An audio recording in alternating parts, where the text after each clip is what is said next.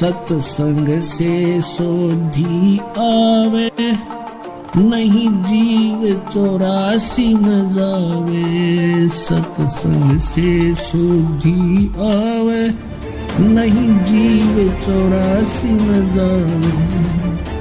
अब बेटो द्वेष और राग,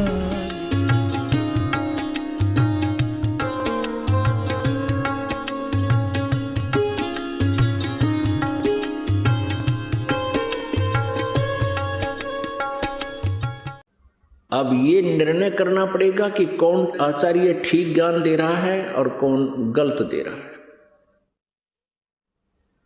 श्रीमद् भगवत गीता अध्याय नंबर 16 के श्लोक नंबर 23 और 24 में स्पष्ट किया है गीता ज्ञानदाता ने कि जो शास्त्र विधि को त्याग कर मनमाना आचरण करते हैं उनको न तो सुख होता है, न उनकी गति होती है और न ही कोई सिद्धि को वो प्राप्त होते हैं, अर्थात व्यर्थ। इससे तेरे लिए 24वें श्लोक में 16वें अध्याय के गीता श्रीमद् भगवत गीता अध्याय 16 के श्लोक 24 में तुरंत कहा है, इससे तेरे लिए अर्जुन कर्तव्य और अकर्तव्य की व्यवस्था में कौन सी साधना करनी चाहिए, कौन सी त्याग देनी चाहिए, नहीं करनी चाहिए, उनके लिए शास्त्र ही प्रमाण है। बात खत्म होगी। जो आचार्य या जो श्रद्धालु श्रीमद् भगवत गीता जी को सही मानता है, श्रोधार्य मानता है और इसके पाठ्यक्रम में विश्वास रखता है, और जो आचार्य अपने शिष्यों को, अनुयायियों को ये राय देता है कि गीता जी का नित्य पाठ अवश्य करना चाहिए, तो फिर वो अगर गीता जी के विरुद्ध साधनाएं बता रहा है और गीता जी के विरुद्ध वो ज्ञान दे रहा है तो वो अज्ञानी आचार्य है, वो तत्व ज्ञानहीन है, वो आध्यात्मिक ज्ञानहीन अज्ञानी है। कोई प्रश्न करते हैं किनको?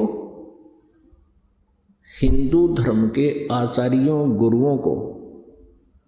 उनसे पूछते हैं कि क्या ब्रह्मा विष्णु महेश जी की मृत्यु होती है? क्या ये जन्मते मरते हैं? तो उत्तर देते हैं कि ये कभी जन्मते मरते नहीं। फिर प्रश्न किया जाता है क्या ब्रह्मा जी, विष्णु जी, शिव जी के माता पिता हैं?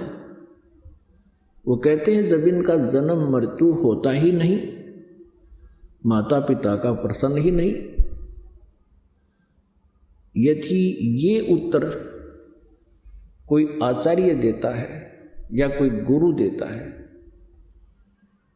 वो अज्ञानी व्यक्ति है, वो लोक वेद सुना रहा है, वो दंत कथा सुना रहा है और इन भोली श्रद्धालुओं को, इन विश्वासियों को, या जो उस पर विश्वास किए बैठे हैं उसको, उस अज्ञानी को और संत आचार्य मान कर बैठे हैं, उनका जीवन नाशक है। ईसा मसीह जी ने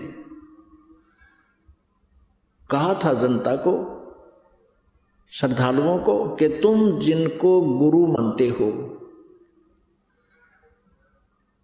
वो गुरु नहीं है, उनके पास आध्यात्मिक ज्ञान नहीं है। वो तुमसे इतना मीठा बोलते हैं, तुम उनको एक नेक व्यक्ति मानते हो, लेकिन वो तुम्हारे जीवन के खाने वाले राक्षस हैं। जैसे तुम उनको भेड़ मानते हो, वो भेड़ के रूप में भेड़िया है। और इसी बात का दुख माना था उन दुष्ट नकली गुरुओं ने और उस महापुरुष को मौत के घाट पहुंचवा दिया, जनता को सत्य से परिचित नहीं होने दिया। अब वो तो 2000 वर्ष पहले की बातें हैं। अब समाज शिक्षित है, इन नकलियों की दाल अब गलेगी नहीं। सदग्रंथ हमारे पास हैं और सदग्रंथों में हम इन तथ्यों को जब देखेंगे फिर उन नकली गुरुओं को धिक्कार देंगे कि जुबान बंद कर लो, बस बहुत हो लिया तुम्हारा। अभी तक इन श्रद्धालुओं को अपने ही सदग्रंथों की जानकारी नहीं है। किसी भी पवित्र धर्म के श्रद्धालुओं को अपने धर्म के सदग्रंथों की जानकारी नहीं है। वो हमें क्या संदेश दे रहे हैं?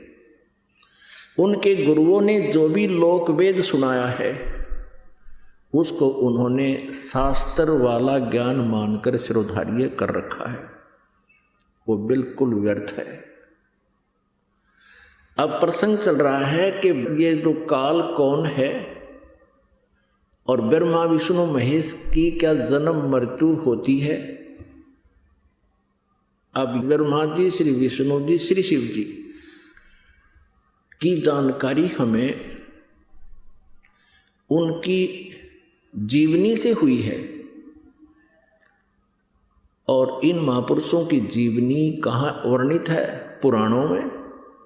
जितने भी पवित्र हिंदू धर्म के आचार्य गुरु हुए हैं वो यही कहते हैं कि शिव पुराण में ऐसा लिखा है, विष्णु पुराण में ऐसा लिखा है और ब्रह्मा पुराण में ऐसा लिखा है, श्री देवी पुराण में ऐसा लिखा है और श्रीमद् भगवद गीता में ऐसा लिखा है और पवित्र वेदों में ऐसा लिखा है। तो उनके इस वक्तव्य को हमने सच्चा माना, क्योंकि ये संस्कृत जानते हैं, सभी सदग्रंथ संस्कृत में लिपिबद्ध है। तो भोले श्रद्धालुओं ने उन अज्ञानियों के वक्तव्यों को शास्त्र अनुकूल मानकर शिरोधार्य कर रखा है। सतगुरुदेव की जय।